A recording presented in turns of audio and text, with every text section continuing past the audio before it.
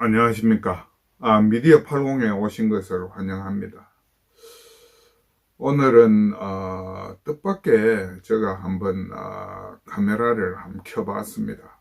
제가 지금 유튜브 방송을 한 지가 한 9개월 정도 됐습니다.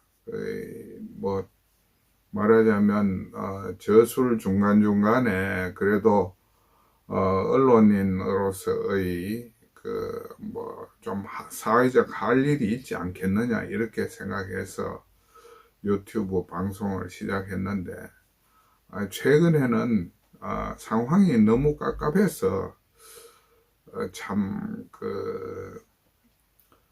여러분들도 그렇게 느끼시는 분이 많을 걸로 생각하는데, 이 의대 정원 문제가 내내 이렇게 사람을 좀 힘들고 어렵게 만드는 것 같습니다.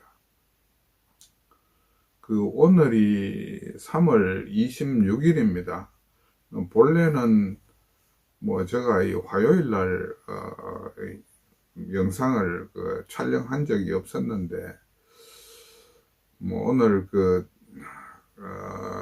윤 대통령이 또 2,000명을 강조를 하는 그런 국무회의 발언이 있었다는 이야기가 들리고, 또 경실련입니까? 사회단체에서 의사단체를 비판하는 그런 이야기도 들리고, 또 안철수 의원이 또 자기 나름의 해법을 제시한 걸 좀 들어보고 이랬는데, 참 제가 생각하기에는 참 상식 밖으로 국정이 흘러간다고 이렇게 생각을 합니다. 우선 역사에서 한 두 가지 사례만 먼저 이야기를 좀 해봤으면 좋을 것 같아요. 세종대왕이 토지세법을 고칠 때, 제가 지금 기억을 일일이 상세하게 못하기 때문에 조금 사실관계에 착오나 혼동이 있더라도 대략 흐름만 그렇다고 이렇게 이해를 해주시면 좋겠습니다.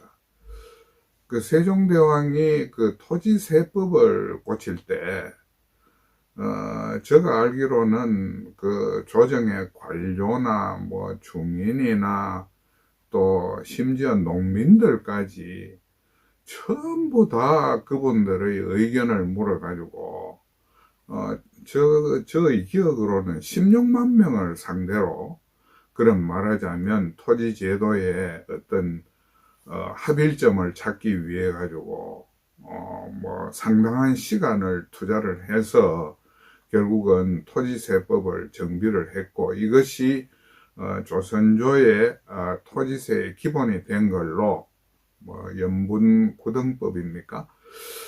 그렇게 제가 기억을 하고 있는데, 왕이라고 하더라도 왕권의 행사에는 이처럼 국민 각자의 입장이나 모든 사람들의 입장을 두루 살펴봐 줘야 되는 그런 책무가 있습니다. 그런 말하자면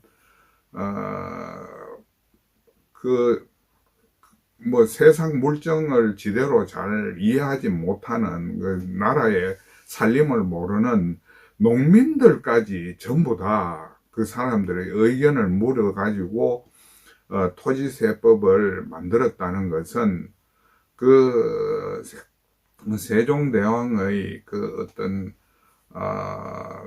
통치술이 지금 현대보다도 저는 훨씬 더 앞서 있었다, 이런 느낌을 받을 때가 많거든요.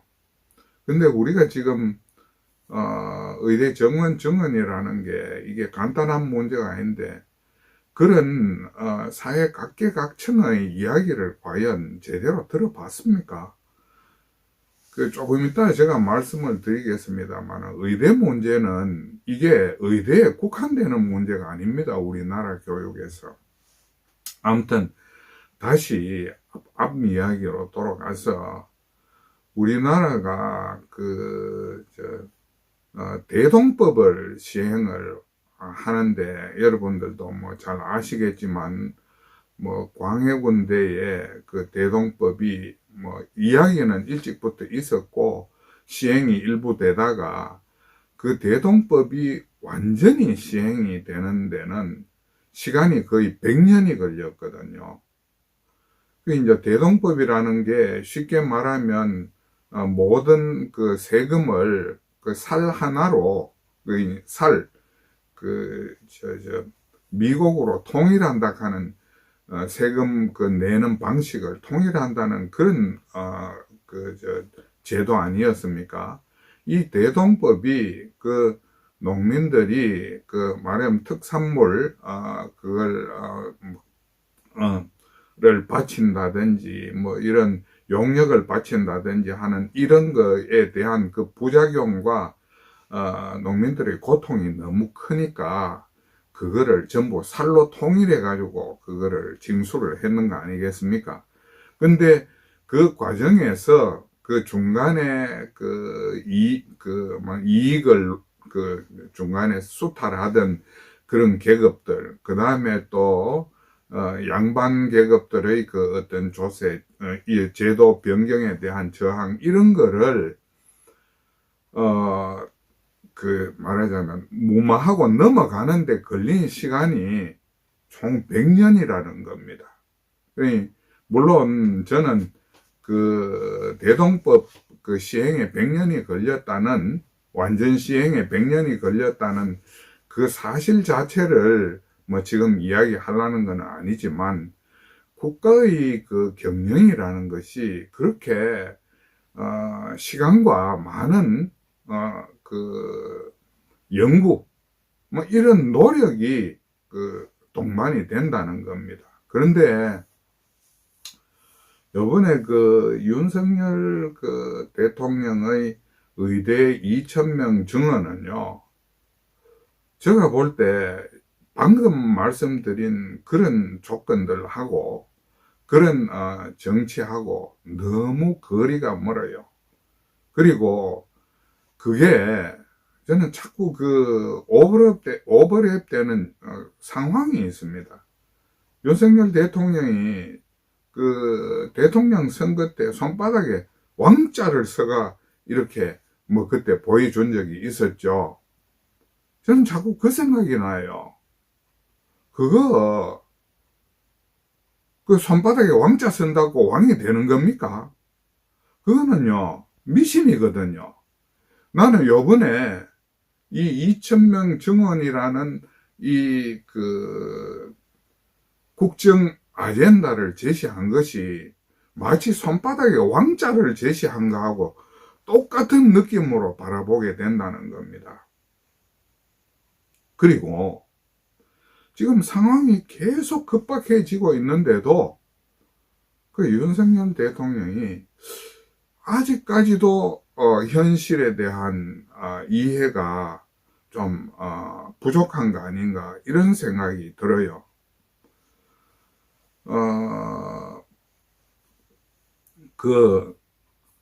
우리나라에서 제가 생각할 때는 그렇습니다. 우리나라에서 그래도 가장 성실하게 자기 인생을 살고 교육을 시키고 그 경쟁 사회에서 그 경쟁력을 높이 가지고 얻게 되는 직업이 저는 의사라고 생각합니다.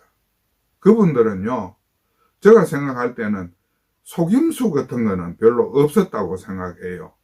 그래도 우리 사회에서 굉장히 공정하게 말하자면 계급의 사다리를 올라설 수 있는 게 저는 의사 집단이었다고 생각을 하거든요. 모든 사람들한테 어찌됐든 기회는 균등하게 주어진 거지 않습니까? 다만 그 기회를 따먹을 수 있느냐 없느냐 이거는 별개의 문제지만 일단 기회는 균등하게 주어졌다는 겁니다. 그런 과정을 거쳐가 이분들이 의사가 된 것이기 때문에 이분들은 범법자가 아닙니다. 그 사회의 질서를 파괴하는 그런 계급도 아니라는 겁니다. 가장 성실하게 살았는 계급이고, 그래서 그분들이 말하자면 우리 사회의 안정성을 높이는 보수 집단의 기반이 되는 거거든요. 그래서 그런 집단이 우리 사회에 광범하게 포진될수록 저는 우리 사회가 안정된다고 생각하는데, 근간의 어떤 흐름들은요, 그런 그 사람들의 노력이라든지 또 그 정당한 경쟁의 결과로 그런 걸 얻는 거를 무시하고 마치 카르텔인 것처럼, 또는 집단 이익의 어떤 그런 동기를 가진 집단인 것처럼 자꾸 그렇게 매도를 하고 있는데, 저는 그게 잘못됐다고 생각을 합니다. 그래서 지금 그 이야기되고 있는 그 소위 사회단체에서 이야기하는 것들요, 믿을 수가 없습니다. 지금 우리 사회에서 믿을 수 있는 집단은요, 저 같은 언론인이 보기에는 아무 데도 없어요. 좀 안타깝고 서글픈 이야기지만 지금 우리나라에서 믿을 수 있는 집단은, 도덕적으로 윤리적으로 믿을 수 있는 집단은 저는 남아있지 않다고 생각을 합니다. 그 정도로 나라가 지금 완전히 무너졌거든요.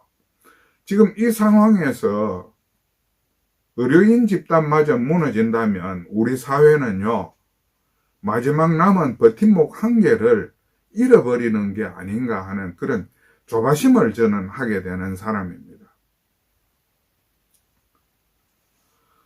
근데 윤석열 대통령이요, 저는 아직도 조금 전에 그 현실 감각을 좀 회복을 못했다고 말씀을 드렸잖아요. 근데 본인이 지금 무슨 일을 하고 있는지, 무슨 일을 벌이고 있는지에 대한 생각이 부족한 것 같아요. 제가 볼 때는 지금 전공의에 있는 분들이나 의대생들은 자신들이 잘못한 게 없어요. 지금 그 학생들이나 전공의들은 그야말로 사회에 자기들이 노력의 결과로 그런 자리에 경쟁을 뚫고,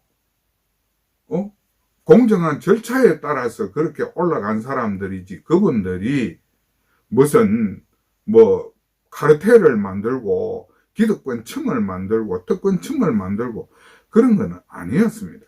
그런데 윤석열 대통령이 지금 그 바라보는 시각은 기득권층, 카르텔층, 또는 말하자면 개혁 저항층, 이런 식으로 지금 바라보고 있는 것 같은데, 그뿐만이 아니고요, 지금 그 사람들한테 지금 행한 일의 결과가 뭔지를 아직도 못 깨닫는 것 같아요. 14만 명은 우리 의사 집단이 14만 명이라고 하니까 14만 명은 또 그것대로 이야기를 하겠습니다만은 14,000명인가 되죠. 전공의들이나 지금 의대생들은 아무 잘못이 없습니다.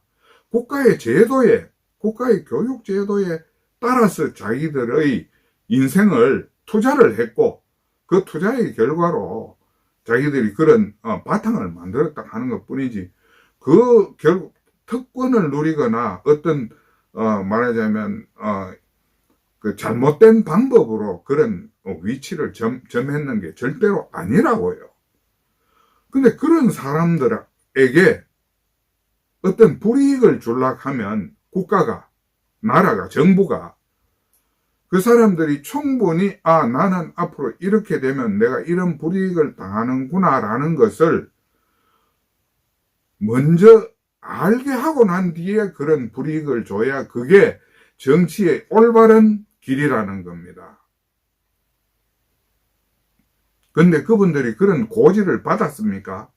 앞으로 1년 뒤에 의사가 2,000명이 증원되니까 여러분들이 의대를 선택할 때 그거를 참고하세요, 이런 이야기를 해 줬었습니까? 아무런 이야기도 없었습니다. 이거는요, 폭정입니다. 이런 식으로 정치를 하면 안 된다는 겁니다. 그리고 그분들한테 지금 치명적인 직업적인 어떤 불이익을 주려고 이야기를 하고 있지 않습니까? 2,000명이 정원되면 그분들이 지금까지 알고 또 거기에 자기들이 노력했던 그 부분에 대한 보상을 기대하고 지금까지 살아왔었는데 어느 날 갑자기 아무런 예고도 없이 그 사람들한테 모든 보상을 다 빼앗는다고 생각을 해보십시오. 그분들이 이해를 할 수 있겠습니까? 결국은 어떤 특정 집단을 알 수 없는 이유로, 근거 없는 이유로 한 집단을 완전히 파멸로 몰았는 것이 이번 사태의 핵심인 겁니다. 그렇기 때문에 저는 정부가 그런 짓을 해서는 안 된다. 또 그것도 힘으로 억누르는 그런 짓을 해서는 안 된다라고 계속 이야기를 했던 겁니다. 그래서 지금이라도 윤 대통령은 젊은 전공의들이나 의대생들한테 먼저 사과와 유감의 표현을 해줘야 돼요. 그분들은 아무 죄가 없습니다. 물론 다른 일반 의사들도 마찬가지로 죄가 없습니다. 그분들한테도 저는 사과를 하는 게 맞다고 생각을 합니다. 사과를 하고 본인의 과욕이 그런 좀 난데없는 어떤 일을 만들어내 가지고 평지풍파를 만드는 거에 대해서 굉장히 유감으로 생각하고 다시 처음부터 초심으로 돌아가서 처음부터 차근차근 일을 시작하겠다고 이 교육 제도를 다시 살펴보겠다고 그렇게 이야기를 해주는 게 맞다고 생각하는 겁니다. 그 다음에 두 번째요. 제가 잠시 물을 좀 마셔야 되겠습니다. 두 번째는요. 우리나라 의대는요. 의대가 아닙니다. 이게. 우리나라 교육 전부입니다. 사람들이 우리가 IMF 이후에 직장 생활이라는 것이 얼마나 불안하고 참 밧줄 위에 놓여 있는 고개를 하는 것과 같다 하는 그런 인식을 다 했지 않습니까? 그래서 안정된 직장을 찾다 보니까 의대를 더 선호하게 됐는데, 제가 1980년대에 교육 담당 기자를 했습니다. 1980년대에 86년, 87년, 88년 이 무렵에 그 대학에도 출입을 해보고 또 교육청에도 출입을 해보고 그러면서 우리나라 교육의 그 핵심을 우리가 어떻게 이해를 해야 되나 하면요. 다른 나라는 어떤지 제가 정확하게 말씀을 드리지는 못하겠습니다. 시간도 많이 흘렀고 또 어떤 상황에 변화가 있었는지 모르기 때문에. 그렇지만 우리나라에서는요, 분명히 모든 교육이 대학 입시 하나를 향해서 가고 있습니다. 모든 교육이 초등학교 유치원 때부터 교육의 학부모들의 교육에 대한 대응이 대학 입시를 향해서 가고 있다는 겁니다. 그건 여러분들도 다 그렇게 이해를 하실 겁니다. 그러니까 1980년대에요. 이미 대학교 교육 입시 제도가 어떻게 바뀌느냐에 따라서 유아교육부터 초등교육, 중등교육 이게 전부 다 한꺼번에 거기에 따라서 바뀌는 게 한국의 현실이라는 겁니다. 그러면 지금 요번에 의대를 2,000명 증원한다고 하잖아요. 의대가 졸지에 뭐 8명인가 9명인가 되죠. 그러면 우리나라에 초등부터 유치원부터 이 초등, 중등까지의 모든 교육이 거기에 따라서 전부 다 바뀐다고 생각하시면 틀리지 않습니다. 학부모들이 전부 그거를 다 염두에 두고 자녀들을 지도하고 또 자녀들한테 필요한 그런 뭐 여러 가지 대입의 조건들을 만들어주고 이렇게 하는 거거든요. 그래서 이 의대 입시 정원을 늘리는 문제는요, 우리나라 교육 정책, 문교 정책의 핵심이 되고 있기 때문에 이 문제가 다른 이공계든지 문과계든지 모든 데 영향을 미친다고 이렇게 생각을 해야 되는 거거든요. 근데 지금 우리 정부나 사회단체나 정치권에서 이야기하는 걸 보면 교육을 의대에 국한해서 자꾸 이야기해요. 의료에 국한해서. 그게 아닙니다. 우리나라 의대 교육은 우리나라 대학 입시, 우리나라 대학 입시에서 우리가 강조되는 분야가 딱 두 군데 아닙니까? 법대하고 의대잖아요. 근데 법대보다도 의대가 사실은 또 더 많은 사람이 진학하는 부분 아닙니까? 그러니까 이게 우리나라 입시에 전부 다 이렇게 이해를 해야 된다는 겁니다. 그래서 지금 의정협의체를 만들고 이렇게 할 때도 반드시 이공계 그 교수들이나 그쪽 분야의 분들 또 우리나라의 중요 대기업들이나 재벌 기업들까지 참여해가지고 이 문제를 같이 의논해야 되는 겁니다.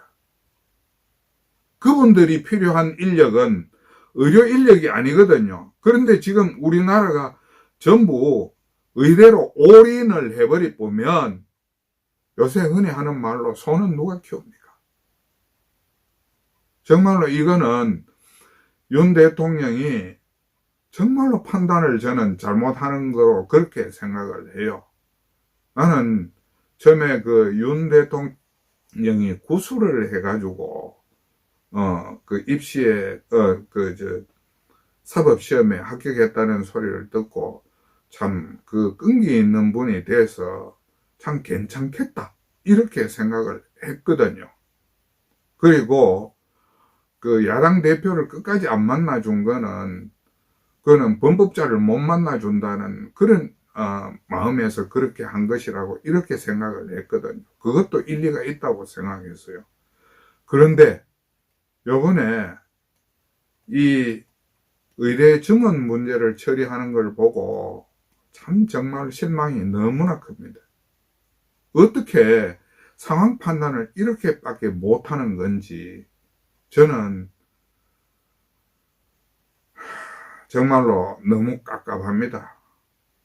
지금 이거는 잘못하면 우리나라 100년 대계를 그르치는 일이라니까요. 문재인 정권은 탈원전, 그 다음에 소득 주도 성장해가지고 나라를 반신불수로 만들었잖아요. 근데 윤석열 대통령의 이번 의대 정원 조정 문제는 나라 전체를 완전히 원신불수로 만들지도 모릅니다, 이게. 지금 윤석열 대통령이 아직까지도 2,000명 그거를 고수를 하고 거기서 못 벗어나는 것 같은데, 우리 속담에 그런 말이 있죠. 개꼬리 3년 묻어도 황모 안 된다 했습니다. 처음에 잘못 생각한 처음에 잘못 꿰인 단추, 처음에 잘못 잡았는 그 개념, 이념이 아무리 세월이 9년이 흘러도 결과적으로 좋은 방향으로 저는 갈 것이라고는 생각하지 않습니다. 그러니까 이제 남은 시간이 없지 않습니까? 지금 우리가 참, 나라의 정체성을 똑바로 세워야 될 그런 참 중차대한 시점에 있는데, 대통령이 이 삽질을 해가지고 이 모든 게 도로무익이 될 판으로 지금 가고 있지 않습니까?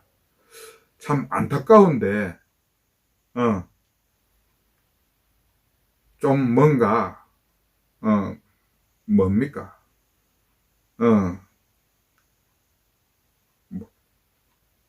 생각을 한 번쯤 다시 생각해보고, 지금까지 한 일이 애꿎은 사람들한테 엄청난 피해를 입혔다는 그 사실을 생각을 해보고, 이 2,000명 문제를 조속히 좀 정리를 해줬으면 좋겠습니다.